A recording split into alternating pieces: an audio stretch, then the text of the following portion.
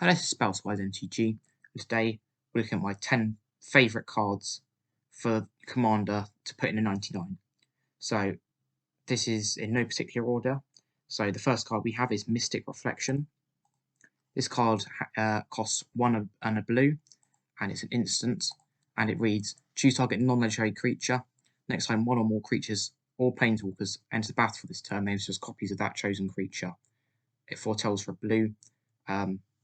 And foretell is, during your turn you may pay 2 and exile this card from your hand face down, and cast it later for its foretell cost. So this card is incredibly versatile. It can be used as a defensive or offensive card. So the offensive, you can choose token makers like, they make tokens when they enter the battlefield, like Avenger of Zendikar. So obviously you cast Avenger of Zendikar. Then with the token making trigger on the stack, you then play Mystic Reflection. So all those plants will enter the battlefield as copies of Avenger of Zendikar. So then each of the plants makes an Avenger of Zendikar. So that's incredibly powerful because let's say you have 7 lands, you make 7 plants. Each of those 7 plant tokens is going to make 7 more plants. So you've got 49 plants and 8 Avenger of Zendikars. So whenever you play a land, you've got 9 Avenger of Zendikars, I think. So whenever you play them, each plant will got 9+1/+1 counters. And it's just incredibly powerful. Alternatively, you can use this on the defensive. You can turn an opponent's Blightsteel Colossus entering the battlefield into a goat token or something. That's an example. The next card is Tybalt's Trickery. This card reads 1 and a red, instant, counter target spell. Choose 1, 2, or 3 at random, and its controller mills out many cards, then exiles cards from the top of their library until they exile an online card with a different name than that spell. They may cast that card without paying its mana cost, then they put the exile cards on the bottom of the library in a random order. It's very good because it gives red disruption against other colours, not just things like Pyroblast, which counts as blue spells or destroys blue permanents. You can counter your opponent's spells with this, or you can also counter your own spells to make sort of like a combo. You can have something like a scroll rack, set the top of your library, fill the top 3 cards with lands, and then you get to cast the next spell because it will skip past the lands, and then you'll get to cast the 3rd spell down, which could be anything from, I don't know, Darksteel Forged in Duretti deck, or something like Brass's Bounty in a Broodclad deck. So it's just incredibly versatile like the previous card. Next one is Haunting Voyage. This card reads 4 and a 2 black, sorcery, choose a creature type. Return up to 2 target creature cards of the type from your graveyard to battlefield. If the spell's foretold, return all creature cards of that type from the graveyard to battlefield instead. Rules for 5 and 2 black. This is good again. It's similar to Rise of the Dark Realms, which returns all creatures. You really should foretell this card. It costs 9 mana total, but getting back all of your rats or something, or your rogues from your graveyard to battlefield is incredibly powerful. Or in something like a Scarab God deck. In that deck, you're going to discard some cards often, so you can get them back out with its ability. So you're going to have a lot of zombies in your graveyard, which you can then flood the board with and then attack for the win. And in general, it's just a very good card, especially in tribal decks. 5 colour ones, even like Dragon, could be used with Haunting Voyage, so you can get a lot of value at the end of the game. And this could be a very good game-winning spell like Rise of the Dark Realms or Expropriate or something. So it's just another one of those you can put in a deck. Next one is Cosmos Elixir. Very simple card. It costs 4 mana and reads, then for your end step, draw a card if your life total is greater than your starting life total, otherwise you gain 2 life. This is very good because you can draw cards in white decks, which is incredibly important. White's been on the back foot for a while, and they keep wanting to make life gain in white work. So it's just another way you can draw cards in a white deck, which you wouldn't have been able to before. You can play this in Aloro, the new Heliod, and it's also pretty easy to pull off. In a life gain deck, you're often going to have more than your starting life total, so it's not going to be impossible to draw that card at the end step. Next card is Rollwalker. This costs 2 and a green. It's a changeling. When it's battlefield, you choose a creature type, and then you may look at the top card of your library at any time. And then you may cast creature spells of the chosen type from the top of your library. This is great because it's perfect to go in green tribal decks like Elf, Merfolk, maybe even my Intech Dragon deck, because it counts as the creature type itself, and it's a card draw engine. This is probably good in my Intech deck because you can look at the top card of the library and you can choose whether to pay 3 or not. And in general, it's just very powerful because it counts as the creature and it draws more cards of the creature. And often in a tribal deck, you want to have as many creatures of that type on the battlefield at once. The next one is Draugr Necromancer. Draugr Necromancer reads 3 in a black.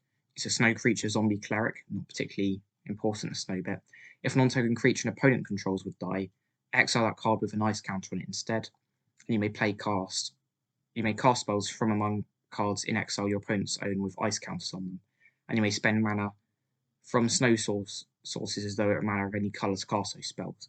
So now, with the abundance of snow basics, it's very easy to run snow basics, so you're not going to be particularly bothered about the last thing of only being able to cast some snow basics. This is going to be good in any deck that kills a lot of creatures, like Crush the Bloodbraided, that wants to kill as many creatures as possible. Also good in decks which run Merciless Executioner effects, Plaguecraft, or anything like that.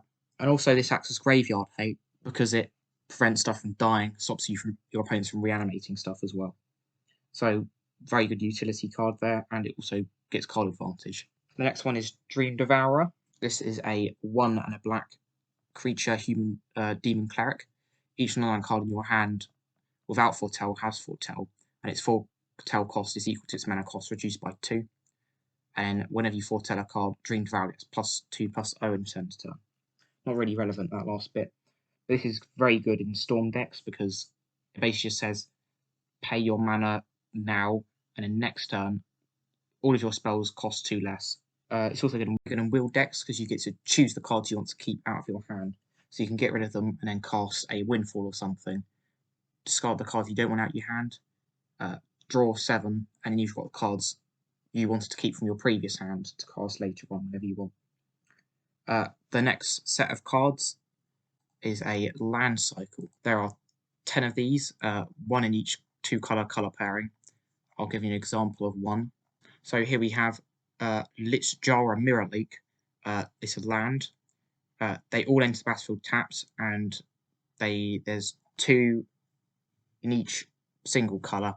Then you'll have an activated ability which has 2 colour on them. So this one costs 2 green and a blue. You tap it, sacrifice it, and you create a token that's a top copy of target creature you control, except it ends battle with an additional +1/+1 counter on it. And you activate it any time you can cast a sorcery.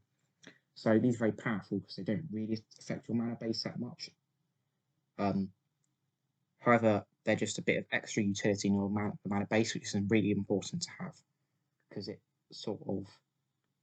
doesn't take up as much of a slot as a regular card would. So other examples of these is you can reanimate stuff, you can make tokens, destroy lands, and you can also draw cards as well with some of these. So these are very powerful. The next one is Kyren the Inexorable. This is a Planeswalker, which costs 3 a white and a black. +1, put a Ghost Form counter on up to 1 target non-token creature. It gains when this creature dies or is put into exile, return it to its owner's hand, and create a 1/1 Mighty Spirit token flying. -3, exile target non-land permanent. And -7, you get an emblem with the beginning of your upkeep. You cast a legendary spell from your hand, from your graveyard, or from among cards you own in exile without paying its mana cost, and it enters with 5 loyalty. So after 2 turns, you can get to that ultimate, which is a very powerful ultimate in my opinion.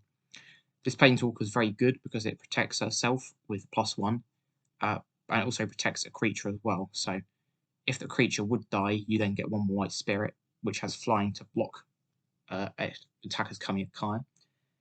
Also, the -3 removes target non-land permanent, and it's exile as well, which means it gets around indestructible and stuff. And then the ultimate is just generically powerful.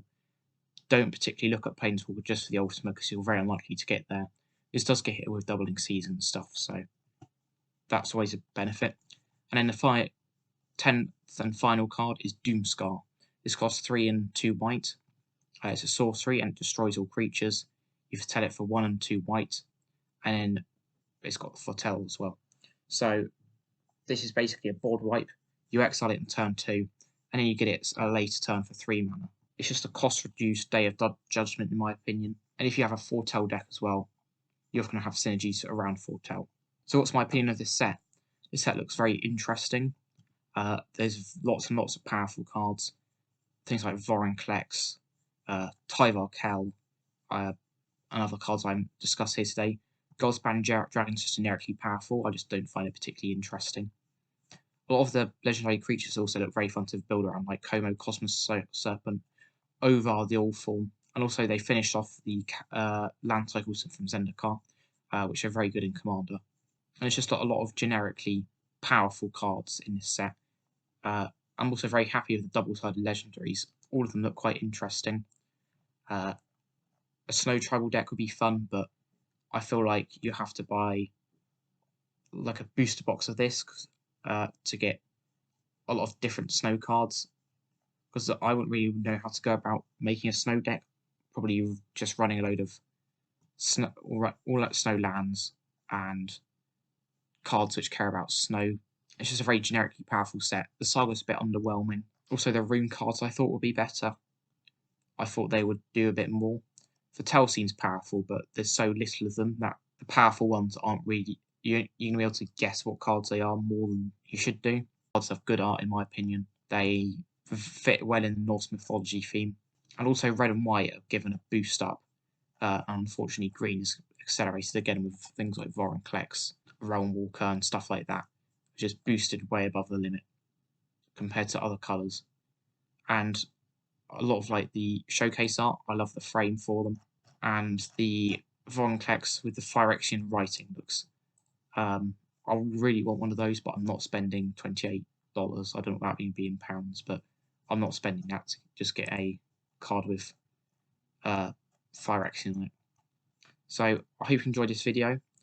I hope you consider buying some of these cards for your Commander decks, as all of these will work well in the right place. So I hope you enjoyed. Thank you for watching, and goodbye.